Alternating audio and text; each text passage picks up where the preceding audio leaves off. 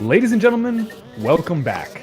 And you're here just in time for a PRL exclusive interview. Joining me on the caster's desk, I do have my good friend Sam. How you doing here, sir? Going good. I got to see some great games. That first game saw, that first match, I should say, that was a wonder to watch. So it was a privilege. So I'm doing pretty good. Excellent, excellent. Good to hear. And we do have a fantastic interview for you folks today. Our guest tonight, please welcome iBPower's Over Zero. How are you today, sir? I'm doing very well, thank you. Excellent, excellent. It's glad to have you here. Definitely a good use of your time, I do promise. So, glad to be here.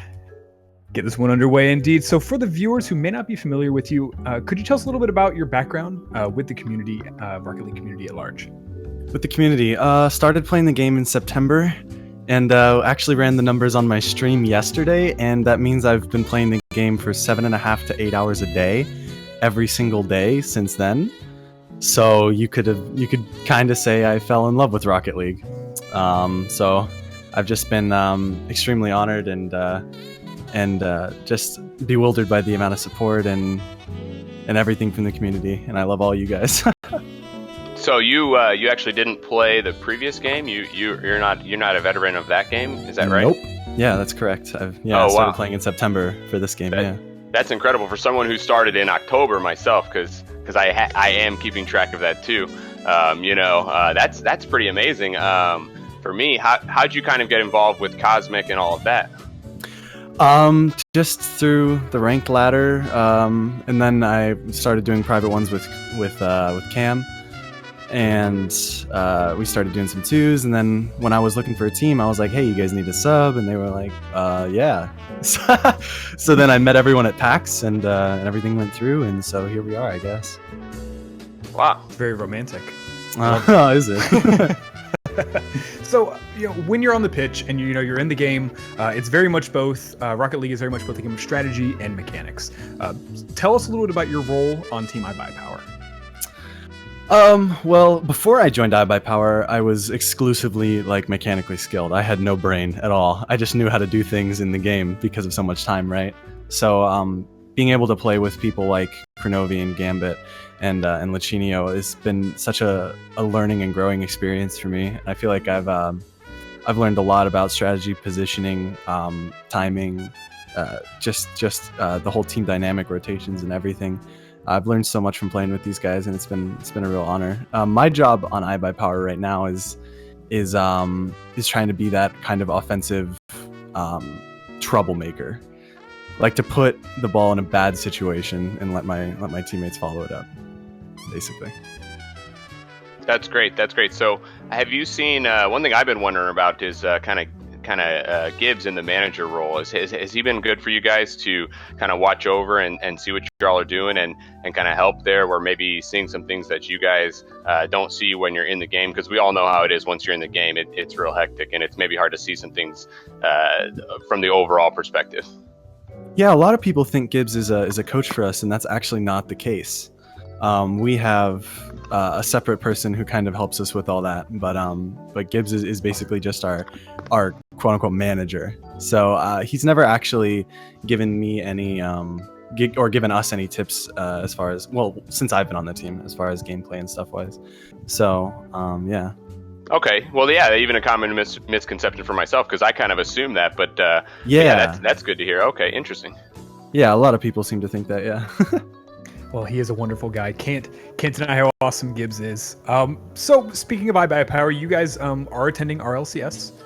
It's definitely, for those who don't know, who are watching, very few I imagine, but it's a Premier LAN event here this year for Rocket League. What are you guys doing to prepare? What are you guys doing to get ready? Mentality-wise, practicing, everything like that. Can't talk too much about what we're trying to do, but we have been, yes, we have secrets, but we have been very consciously preparing for the events in August, no doubt. So I guess we'll maybe turn to the other side. What do you think about your team's chances at the LAN? I know you're kind of stepping in and gonna step up at the LAN, and I'm sure you're gonna bring it. How do you feel about your team's chances, and then maybe about some of the other teams? Are you looking at teams to beat, or kind of how are you approaching it from that perspective? Well, we have to face Flipside first round, and in my opinion, that's probably the best team going to the LAN. So it's going to be a struggle, but I feel like if we get that first game and we get that momentum, that wind in our sails, I think we have a very good chance. Awesome. So right out the gate, we're going to see some good gameplay in that very first matchup, and that's the LAN, right? I mean, every team that's going is just amazing. So I'm sure it's just going to be a great time, and that's exciting for sure. Yeah, I'm definitely excited for it. I cannot wait. Well, thank you so much, Zero, for joining us today. You know, you're a very talented player. We're hoping to see a lot more of you. You know, where do you see the future in Rocket League taking you right now? You know, you're very happy in iBuyPower. The future is now. What is it for you? I'm very honored and very happy to be with iBuyPower and with Cam and Brandon, and just everything we're doing. I think that after the LAN, people are going to see a lot of the potential Rocket League has as an esport. So I'm hoping that that after that event, everything just sort of blows up, you know, like bigger and better things. I'm hoping for more viewers, you know, more people just engaged in the pro scene, because I don't know about you guys, but whenever I tell anyone in my personal life or in real life, not Rocket League, that I'm a competitive player in Rocket League, they're just like, what? Rocket League as a pro scene? Well, you can know about me personally. I'm not a pro player, so I don't tell anybody that. I don't have that experience personally. But, okay, sorry. Yeah. I just meant like you work on like the Rocket League professional scene, you know, putting up tournaments and all that stuff.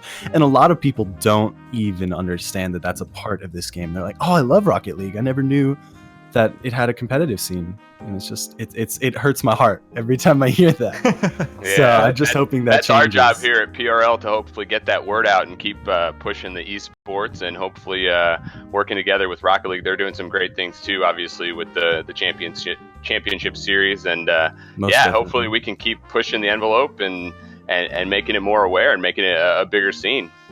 Yeah, dude, I'm all for it. Excellent. Well, hey, Zero, thank you so much for joining us today. We're looking forward to seeing you play, and I do hear that you will be guest casting for us. Is that something that we can confirm? Oh yeah. I'll be casting the next 2 series for you guys, or helping.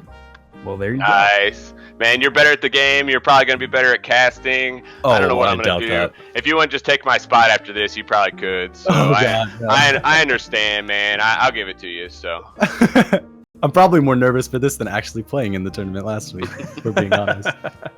Well, thank you so much, Zero. It was wonderful having you. We'll hear him just in a sec, folks. Zero will be joining us with Mr. Platypus in just a minute. We're going to jump to some music, and we'll be back with our next matchups here for the PRL 2v200 tournament this evening. Don't go anywhere.